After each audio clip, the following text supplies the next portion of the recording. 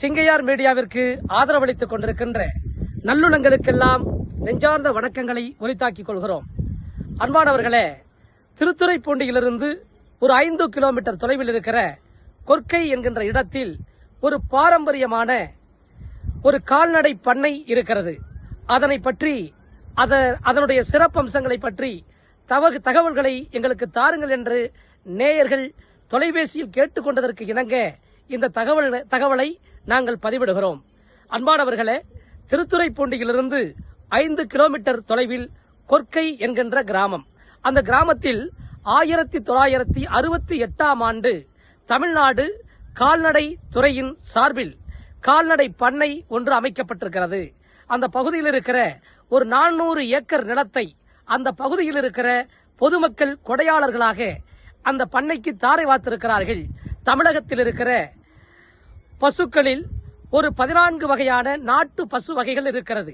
அதில் முக்கியத்துவம் வாய்ந்த ஒன்று நாகப்பட்டினம் மாவட்டம் உம்பளச்சேரி பசு. உம்பளச்சேரி பசு என்பது ஒரு சிறப்பான நாட்டு வகை பசு இனத்தை சார்ந்தது. அந்த உம்பளச்சேரி பசு என்பது பாலிற்காக அதை வளர்ப்பது கிடையாது.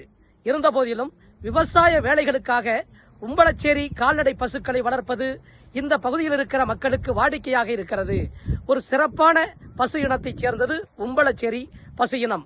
இன்றைக்கு காக்கப்பட வேண்டிய தமிழகத்தின் பாரம்பரியத்தை காக்கின்ற ஒரு விஷயமாக அந்த பண்ணை உம்பளச்சேரி பசுக்களை வைத்து பாதுகாத்து வருகிறார்கள். இன்றைக்கு 800க்கு மேற்பட்ட பசுக்கள் அங்கே பாதுகாக்கப்பட்டு வருகிறது என்பது குறிப்பிடத்தக்கது.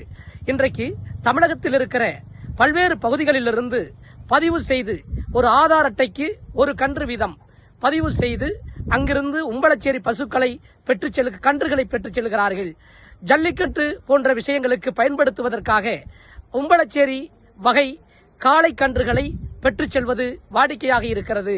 உம்பளச்சேரி அழிந்து வருகின்ற பாரம்பரியங்களுக்கு மத்தியில் கொர்க்கையில் இருக்கிற உம்பளச்சேரி பசு பண்ணையை நாம் போற்ற வேண்டிய கடமையும் கட்டாயமும் இருக்கிறது. நன்றி, வணக்கம்.